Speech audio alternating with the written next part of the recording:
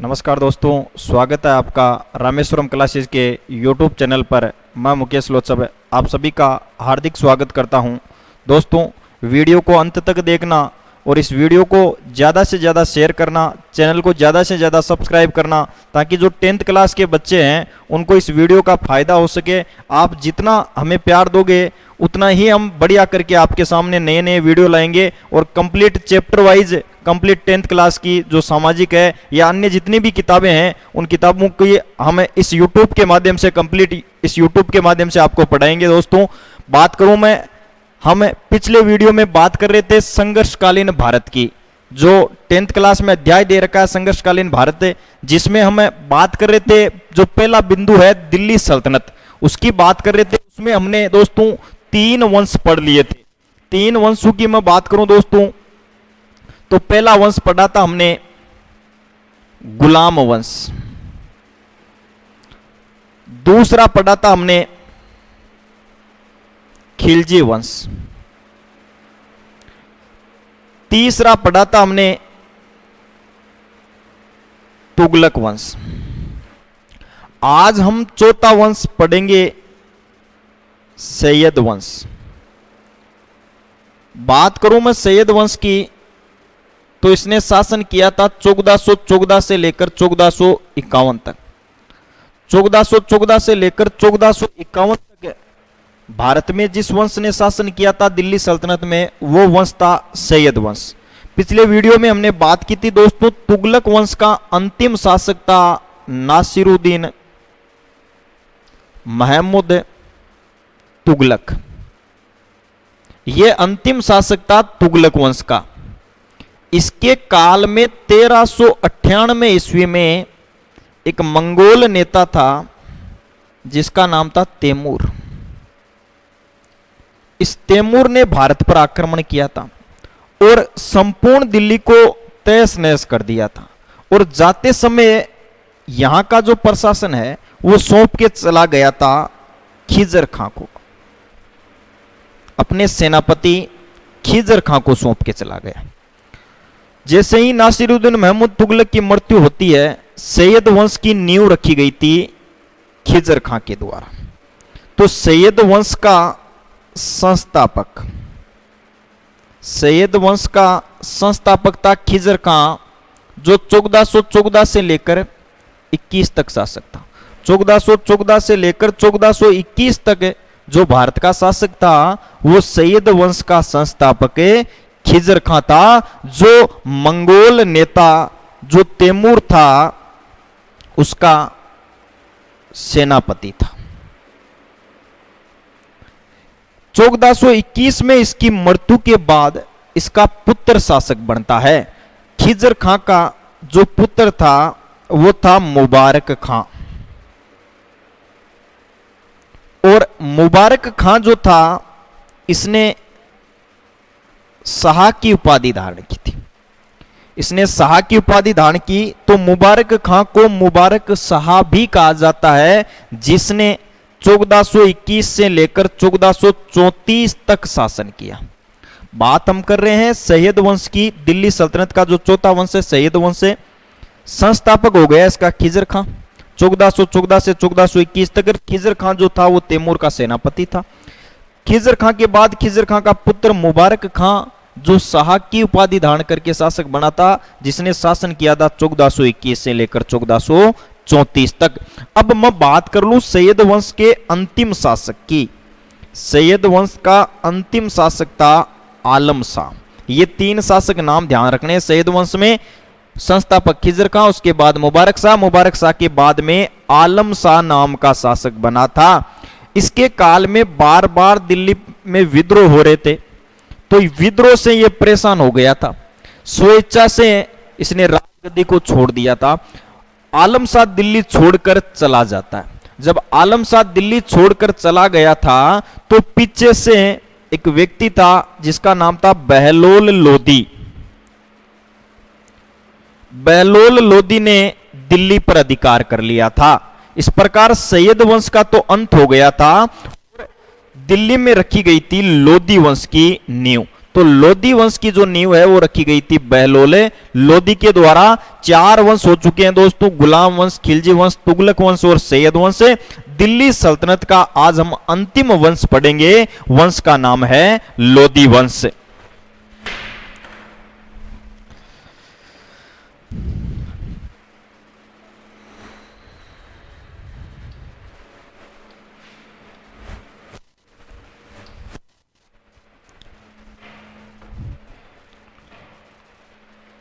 बात करूं मैं दोस्तों लोदी वंश की,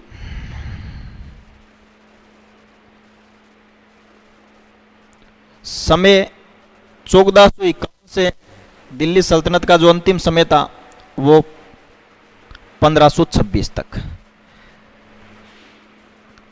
लोदी वंश का संस्थापक, लोदी वंश का जो संस्थापक था वो अभी हमने बात की है,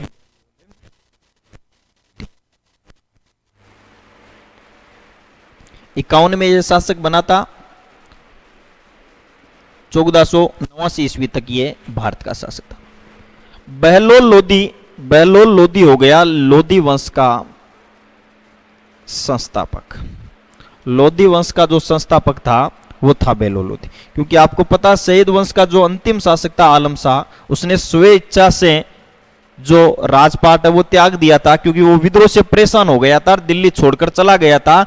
पीछे से दिल्ली पर जो अधिकार है वो हो गया था बहलोले लोदी का। तो बहलोल लोदी ने लोदी वंश की नींव रखी थी और ये पहला अफगानी व्यक्ति था, प्रथम अफगानी शासक था। प्रथम अफगानी जो शासक था बहलोल लोदी। इससे पहले जो हमने 4 वंश पढ़े हैं, चाहे गुलाम वंश ले लो, खिलजी वंश ले लो, तुगलक वंश ले लो, चाहे सैयद वंश ले लो, सभी के सभी तुर्की थे। जितने भी जो वंश पढ़े हैं हमने वो कंप्लीट तुर्की शासक थे, यानी मोहम्मद गौरी गजनबी से जो लोग आए थे उनके बाद जो दिल्ली सल्तनत की नींव रखी गई थी कुतुबुद्दीन ऐबक से लेकर आलम शाह जो सैयद वंश का अंतिम शासक था, वो तक के जितने भी शासक थे वो सभी तुर्की थे और ये पहला अफगानी था। प्रथम अफगानी शासक वो था बहलोल लोदी, जो लोदी वंश का संस्थापक था। और 1489 ईस्वी में इसकी हो जाती है मृत्यु। इसकी मृत्यु के बाद इसका पुत्र शासक बनता है, इसका पुत्र शासक बनता है इसकी मृत्यु के बाद। बात करूं इसके पुत्र की मैं, तो पुत्र था सिकंदर लोदी। ध्यान देना दोस्तों, दूसरा शासक सिकंदर शाह या सिकंदर लोदी। 1489 में मृत्यु हो गई बहलोल लोदी की, यह शासक बना था और यह शासक था 1517 तक। बात करूं मैं सिकंदर शाह या सिकंदर लोदी की, दोस्तों ध्यान देना, वास्तविक जो नाम है वो इसका नाम था निजाम शाह, और निजाम शाह ही शासक बनाता सिकंदर शाह के नाम से। वंश का नाम था लोदी, तो इसे सिकंदर लोदी भी कहा जाता है। तो दोस्तों ये इस वंश का सबसे क्रूर वह भयानक शासक था। सिकंदर लोदी शासक बनते ही जो पीर की मजार है, पीर की मजार पर मुस्लिम महिलाओं को जाने की, जो मुस्लिम महिलाएं पीर की मजार पर जाती थी उन पर रोक लगा दी थी। इसके अलावा मोहर्रम है, ताजिया है, इन पर भी सिकंदर के द्वारा रोक लगा दी गई थी। इस वंश का एक क्रूर शासक था जिसका वास्तविक नाम निजाम शाह था। सिकंदर शाह की उपाधि धारण करके यह शासक बना था। 1506 ईस्वी में कुछ जो स्थान थे जैसे बयाना है, धौलपुर है, ग्वालियर है, इन क्षेत्रों को अधीन करने के लिए 1506 ईस्वी में, 1504 से 1506 की बात है, 1506 ईस्वी में इसने आगरा नगर की स्थापना की थी और आगरा को बनाया था राजधानी। बिल्कुल सिंपल सा क्वेश्चन पूछा जाता है, छोटा जो क्वेश्चन पूछा जाता है आपके अति लघुरात्मक जिसमें सीधा सा पूछ लिया जाता है आपके क्वेश्चन है कि आगरा नगर की स्थापना किसने की। तो आगरा नगर की स्थापना है वो सिकंदर लोदी ने की थी। सिकंदर लोदी ने आगरा नगर की स्थापना करके आगरा को बनाया था अपनी राजधानी। इसके अलावा इसने भूमि मापने की एक नई इकाई, भूमि मापने की एक इकाई गज सिकंदरी या सिकंदरी गज,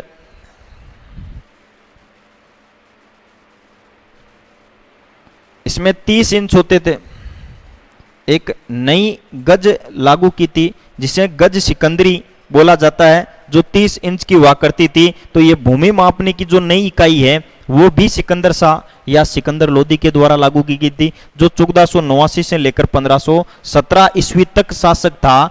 वास्तविक नाम इसका निजाम शाह था। 1506 में आगरा नगर की स्थापना कर आगरा को बनाया था इसने राजधानी। इसके अलावा इसका उपनाम मिलता है गुलरू खां, ये इसका उपनाम था और इसी उपनाम से ये कविताएं लिखता था। गुलरुख खां के नाम से जो कविताएं लिखने वाला शासक था वो था सिकंदर शाह। 1517 ईस्वी में 1517 ईस्वी में गले की बीमारी के कारण सिकंदर लोदी की हो जाती है मृत्यु। लोदी वंश के दो शासक पढ़ लिए हैं दोस्तों हमने, बहलोल लोदी, बहलोल लोदी के बाद में हमने पढ़ा है सिकंदर लोदी। सिकंदर लोदी की मृत्यु के बाद सिकंदर लोदी का पुत्र शासक बनता है। पुत्र का नाम था इब्राहिम लोदी। यह दिल्ली सल्तनत का हो गया अंतिम शासक। लोदी वंश का भी अंतिम शासक नाम था इब्राहिम लोदी। 1517 से लेकर 1526 ईस्वी ये दिल्ली सल्तनत का अंतिम समय है। लोदी वंश का भी अंतिम समय है। बात करो इब्राहिम लोदी की, तो इब्राहिम लोदी था सिकंदर लोदी का पुत्र। 1517 में गले की बीमारी के कारण सिकंदर की मृत्यु के बाद शासक बना था इब्राहिम लोदी। 1517 से 1526 तक भारत का शासक था सिकंदर लोदी। लोदी वंश वह दिल्ली सल्तनत का अंतिम शासक था। दिल्ली सल्तनत व लोदी वंश का जो अंतिम शासक था वो था इब्राहिम लोदी। इब्राहिम लोदी जब शासक बनता है उसी समय 1517-18 ईस्वी में इसने मेवाड़ के शासक के साथ युद्ध किया था। मेवाड़ के शासक का नाम था राणा सांगा। दो बार इन दोनों के मध्य युद्ध होता है, लेकिन इन युद्धों में राणा सांगा ने इब्राहिम लोदी को पराजित कर दिया।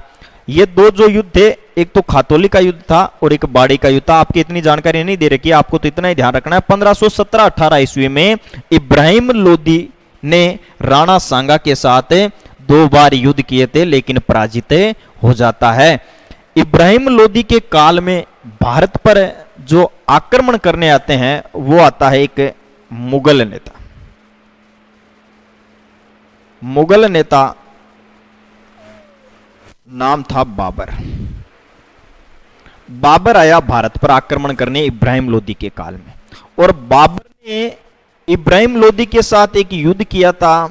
युद्ध का नाम है पानीपत का युद्ध, यानी पानीपत नामक स्थान पर यह युद्ध लड़ा गया था। इतिहास में पानीपत के 3 युद्ध हुए हैं। 21 अप्रैल 1526 को यह युद्ध लड़ा गया था। पानीपत नामक स्थान पर यह युद्ध लड़ा गया था। पानीपत जगह है हरियाणा की। पानीपत हरियाणा की जगह है। इस स्थान पर बाबर व इब्राहिम लोदी के मध्य युद्ध लड़ा गया। बाबर और इब्राहिम लोदी, इन दोनों के मध्य एक युद्ध लड़ा गया था जिसे हम बोलते हैं पानीपत का प्रथम युद्ध। ये युद्ध लड़ा गया 21 अप्रैल 1526 को। 21 अप्रैल 1526 को मंगोल नेता बाबर व भारत के शासक लोदी वंश के शासक इब्राहिम लोदी के मध्य पानीपत का युद्ध लड़ा गया था। इस युद्ध में बाबर ने इब्राहिम लोदी को पराजित कर दिया, पराजित किया।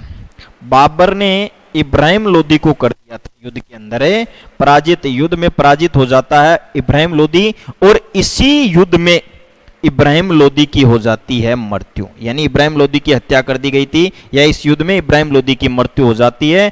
कंप्लीट दिल्ली सल्तनत के जितने भी 5 वंश थे उनमें एकमात्र शासक था इब्राहिम लोदी, जिसकी युद्ध भूमि में ही मृत्यु हो जाती है। युद्ध भूमि में जिसकी मृत्यु होती है वो शासक था इब्राहिम लोदी। इस प्रकार पानीपत युद्ध के बाद भारत में दिल्ली सल्तनत का जो समय था वो तो कंप्लीट हो चुका था लोदी वंश का, और भारत में नींव रख दी गई थी मुगल वंश की।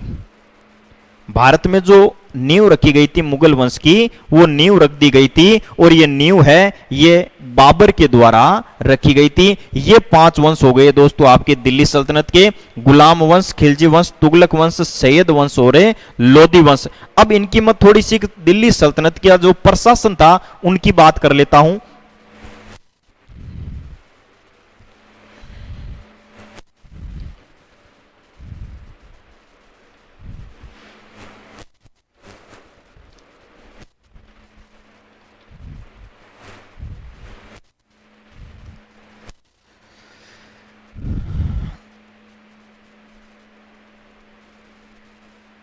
दिल्ली सल्तनत का प्रशासन,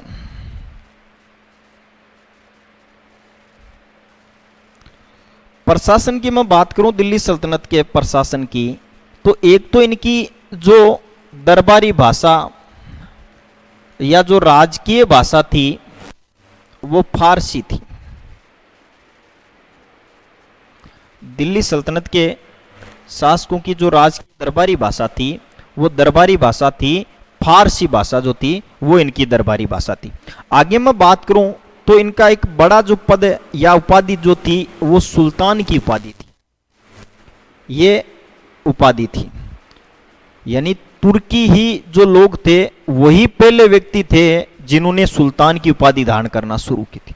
तुर्कियों द्वारा ये सुल्तान की उपाधि धारण की जाती थी, और तुर्कियों में भी पहला व्यक्ति मोहम्मद गजनवी, मोहम्मद गजनवी पहला व्यक्ति था जिसने सुल्तान की उपाधि धारण की थी।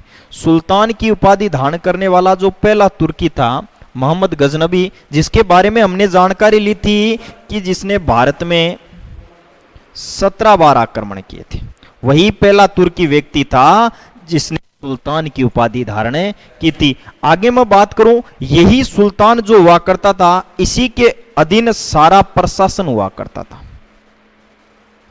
कंप्लीट जो इतना भी प्रशासन, जितना भी न्यायाधीश का कार्य, जो भी जितने भी कार्य हुआ करते थे वो कंप्लीट कार्य है वो इस सुल्तान के अधीन ही हुआ करते थे। लेकिन कहा जाता है जो उलेमा वर्ग था उसकी राय ली जाती थी। बड़ा जो वर्ग हुआ करता था उसकी राजा है जो सुल्तान है वो राय लेता था। इसके बाद मैं बात करूं, सुल्तान के बाद जो दिल्ली सल्तनत में जो होते थे वो होते थे अमीर। अमीरों के 2 वर्ग हुआ करते थे। अमीर 2 भागों में विभाजित थे। 2 वर्ग थे अमीरों के, एक तो हो गए तुर्की अमीर जो हुआ करते थे, तुर्की अमीर, और एक हो गए गैर तुर्की जो तुर्की नहीं थे, गैर तुर्की अमीर। इनका प्रभाव भी दिल्ली सल्तनत में हमें देखने को मिलता है। जब भी राजा शक्तिशाली होता था तो ये अमीर इनका दमन कर दिया जाता था। अगर राजा कमजोर होता था तो ये अमीर उस राजा पर, उस राजा के पद पर क्या है कि हावी हो जाते थे। इसके अलावा आपको पता है, अमीरों की मैं बात करूं तो अमीरों का एक वर्ग बनाया था। अमीरों का एक वर्ग है वो बनाया था इल्तुतमिश ने। 40 अमीरों का वर्ग था, यानी इस वर्ग में 40 लोग हुआ करते थे, 40 अमीर हुआ करते थे, जिसे तुर्कान ए चहलगामी या इन्हें हम कह सकते हैं 40। पहले बात सुल्तान की है, अब मैं बात कर रहा हूं अमीरों की। तो अमीर दो भागों में, दो वर्गों में बटे हुए थे। एक तो हो गया तुर्की अमीर और एक गैर तुर्की अमीर। और अमीरों का एक वर्ग बनाया था, एक चालीसा का गठन किया गया था, वो इल्तुतमिश के द्वारा किया गया था। तो दरबार में जो अमीरों का है, जब राजा शक्तिशाली होता था तो इनका दमन किया जा सकता था, लेकिन जब राजा कोई कमजोर हुआ करता था दिल्ली सल्तनत में, तो यही अमीर है वो हावी हो जाते थे। इसके अलावा राजा का जो सेनापति हुआ करता था, जो राजा का कार्य संभालता था, वो एक पद भी हुआ करता था दिल्ली सल्तनत में, उसे वजीर कहा जाता था। ये आगे मुगल काल में भी सेनापति है वो वजीर कहलाता था, और दिल्ली सल्तनत में भी एक मुख्य जो पद हुआ करता था वो कहलाता था वजीर। इसके अलावा पत्र व्यवहार का जो काम करने वाला व्यक्ति होता था दीवान ए इंसा नामक व्यक्ति। दीवान ए इंसा एक पद हुआ करता था, और दीवान ए इंसा जो नामक व्यक्ति हुआ करता था, उसका कार्य हुआ करता था, पत्र व्यवहार का जो कार्य हुआ करता था वो काम हुआ करता था दीवान ए इंसा। इसके अलावा 3-4 विभाग है, वो मैंने आपको अलाउद्दीन खिलजी जब पढ़ाया था, या उसके अलावा जब मैंने उसकी बाजार नियंत्रण प्रणाली पढ़ाई थी उसमें पढ़ाया था। एक दासों का विभाग बनाया था फिरोज शाह तुगलक ने, जिसे दीवान ए बंदगान कहा जाता था। कुछ जानकारी हम ले चुके हैं इस टॉपिक से। यही चीज थी दिल्ली सल्तनत के प्रशासन में। और एक व्यक्ति जिसका नाम मोहम्मद बिन तुगलक था, एक शासक था, इस मोहम्मद बिन तुगलक ने, आपको पता है, 5 योजनाएं लागू की थी, और 5 योजनाओं में इसने एक दोआब कर में वृद्धि की थी। जो गंगा यमुना का जो सिंचित क्षेत्र था उसके आसपास इसने कृषि की थी, और कृषि करके इसने एक विभाग बनाया था। उस विभाग का नाम है दीवान ए कोही। दीवान ए कोही नामक विभाग की जो स्थापना है वो मोहम्मद बिन तुगलक के द्वारा की गई है। यहां से एक सीधा सा क्वेश्चन पूछ लिया जाता है दोस्तों, आपके पीछे जो किताब है उसके पीछे भी ये एक क्वेश्चन दे रखा है आपके। वो क्वेश्चन ये दे रखा है कि दिल्ली सल्तनत का प्रशासन है उसके बारे में जानकारी दीजिए या उसके बारे में टिप्पणी लिखिए। तो ये अति लघुरात्मक क्वेश्चनों में ये क्वेश्चन पूछा जाता है आपके कि दिल्ली सल्तनत के प्रशासन के बारे में। तो दिल्ली सल्तनत की राजकीय भाषा पारसी। सुल्तान ये एक उपाधि हुआ करती, और सुल्तान की उपाधि है सर्वप्रथम तुर्कियों ने धारण की थी। मोहम्मद गजनबी पहला व्यक्ति था जिसने ये उपाधि धारण की थी। कंप्लीट प्रशासन इसके अधीन हुआ करता था। जो उलेमा वर्ग हुआ करता था वो उनसे राजा राय लेता था, ये सुल्तान राय लेता था। इसके अलावा अमीरों के 2 वर्ग हुआ करते थे, एक तो तुर्की अमीर हुआ करते थे, एक गैर तुर्की अमीर हुआ करते थे। और इन्हीं अमीरों का जो अमीर वर्ग जो था उनका गठन किया गया था 40 लोगों का, जिन्हें चालीसा या तुर्कान ए चहलगामी कहा जाता है। इसके अलावा मैंने एक वजीर का पद बताया है, एक दीवान ए इंसा जो पत्र व्यवहार का जो कार्य करता था, और मोहम्मद बिन तुगलक ने कृषि करके एक विभाग की स्थापना की थी जिसे कहा जाता है दीवान ए कोही नामक विभाग। तो दोस्तों आपके दिल्ली सल्तनत जो पहला बिंदु है वो कंप्लीट हो चुका है संघर्षकालीन भारत का। तो दोस्तों इस वीडियो को अंत तक देखना और ज्यादा से ज्यादा इसे शेयर करना अपने मित्रों को, ताकि 10th क्लास के जो बच्चे हैं उनको फायदा हो सके। धन्यवाद।